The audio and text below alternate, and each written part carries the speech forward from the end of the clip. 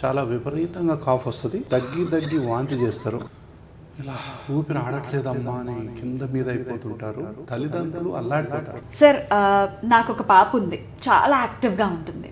కాకపోతే ఎప్పుడు చూసినా 365 రోజుల్లో అట్లీస్ట్ ఒక 200 days కాఫ్ తోటే ఉంటుంది. అండ్ ప్రత్యేకంగా నైట్స్ లోనే చాలా కాఫ్ చేస్తూ అంటే దగ్గుతూ ఉంటుంది. ఎందుకు సార్, దీనికి ఏంటి రీజన్? ఎవరైనా సరే అమ్మా, మిడ్ నైట్ కాఫ్ ముఖ్యంగా 12 గంటల నుంచి 4-5 గంటల మధ్యన ఉంటుంది కాఫ్. ఎవరింట్లోనైతే 12 తర్వాత 5 లోపల వచ్చే కాఫ్ ఏదైతే ఉంటుందో చాలా విపరీతంగా కాఫ్ వస్తుంది. దగ్గి వాంతి చేస్తారు. నా పాప కూడా చేస్తుంది. దగ్గి వాంతి చేస్తారు. ఇలా ఊపిరి ఆడట్లేదమ్మా అని కింద మీద అయిపోతుంటారు. తల్లిదండ్రులు అల్లాడిపోతారు. అసలు ఏంటి, ఎప్పుడు చూసినా ఈ దగ్గేంటి, ఇదేంటి అంటే వాళ్ళు దేనికో దానికి ట్రిగ్గర్ అవుతుంది. అంత ముందు రోజు ఆ అమ్మాయి ఏదో తినటము, కూల్ డ్రింక్స్, ఐస్ క్రీమ్స్, లేకపోతే మీరు ఏదైనా ట్రిప్కి వెళ్ళటము, అవుటింగ్కి వెళ్ళటము, ఏదో కొన్ని కారణాల వల్ల, లేదా ఆ రోజు మీరు డస్టింగ్ క్లీన్ చేయటము, స్కూల్స్ లో ఇంకేదన్నా వాళ్ళు చాక్లెట్లు ఇస్తారు ఒక్కోసారి. స్కూల్ ఫంక్షన్స్ ఉంటాయి కదా, బర్త్డే, ఇది మెయిన్ అమ్మా. స్కూల్లో పిల్లల బర్త్డేలు వచ్చాయంటే రకరకాల చాక్లెట్లు పంచుతారు, కేకులు పంచుతారు, ఎన్నో రకాలైనటివి పంచుతారు. వీటి వల్ల పిల్లల్లో విపరీతమైనటువంటి దగ్గు, ఆయాసం, వాంతులు వస్తుంటాయి. తల్లిదండ్రులు వాళ్ళకేం తెలియదు, మేము ఏం పెట్టలేదు కదా, సో ఎంతకి ఈ సిరప్లు వాడటం అనేది చాలా పెద్ద తప్పు. అసలు ఫస్ట్ రూట్ కాజ్ ఎందుకు తెలుసుకోవాలిగా.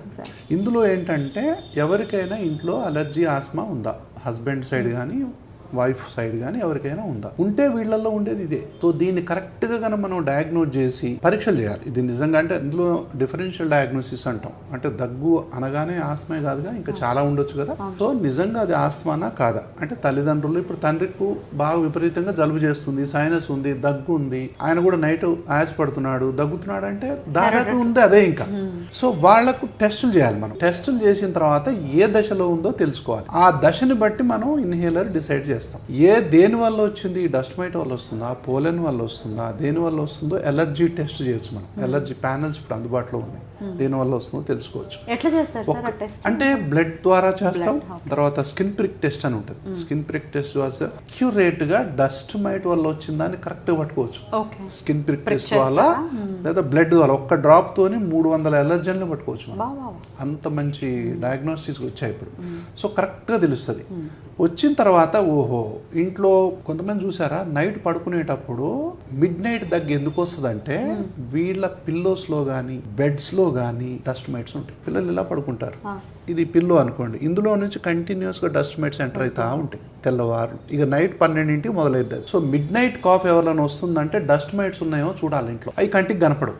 సో టెస్ట్ చేయాలి. సో దానికి అప్పుడు మనకి ఏంటి, వాళ్ళలో అలర్జీ ఉందో తెలుస్తుంది. ఆ మిడ్ నైట్ కల్లా వాళ్ళ ఊపిరితిత్తులు మూసుకుంటాయి, ఇలా మూసుకుంటాయి. ఇలా మూసుకున్నటువంటి ఊపిరితిత్తులు దీన్ని అలర్జిక్ ఇన్ఫ్లమేషన్ అంటాం. తర్వాత తెమడ వస్తుంది, తర్వాత బిగదీస్తాయి, అప్పుడు ఊపిరి ఆడదు వాళ్ళకి. ఇప్పుడు ఈ విధంగా చేసేటటువంటి ఇన్హేలర్స్ ఇప్పుడు అందుబాటులో ఉన్నాయి. కాబట్టి మీ పాప అయినా పిల్లలకైనా ఎవరికైనా 3వ నెల వయసు నుంచి 100 సంవత్సరాల వరకు ఎవరికి ఇలాంటి ప్రాబ్లం ఉన్నా, చీటికి మాటికి దగ్గు వస్తుంది, ఆయాసం వస్తుంది, తెమడబడుతుంది, దగ్గి వాంతి అవుతున్నారు, ముఖ్యంగా పిల్లల్లో, అంటే చక్కటి వైద్యం అందుబాటులో ఉంది. సో ఏ తల్లిదండ్రులు కూడా నైట్ దగ్గు వస్తుంది, ఇట్లా ప్రతిరోజు దగ్గు వస్తుందని బాధపడాల్సిన అవసరం లేదు. అసలు ఒక్క రోజు కూడా దగ్గకుండా చేయొచ్చు. అంత మంచి మందులు ఇప్పుడు అందుబాటులో ఉన్నాయి. ట్రీట్మెంట్ అనేది అంత అద్భుతంగా ఉంది. కాకపోతే కరెక్ట్ పాస్వర్డ్ కొట్టినట్టు ఉండాలి ట్రీట్మెంట్. కరెక్ట్ కీ పెడితే లాక్ ఓపెన్ అయింది కదా, అలా ఉండాలి ట్రీట్మెంట్. అప్పుడు వాళ్ళకు కంప్లీట్ రిలీఫ్ వస్తుంది, తల్లిదండ్రులు హ్యాపీగా ఫీల్ అవుతారు.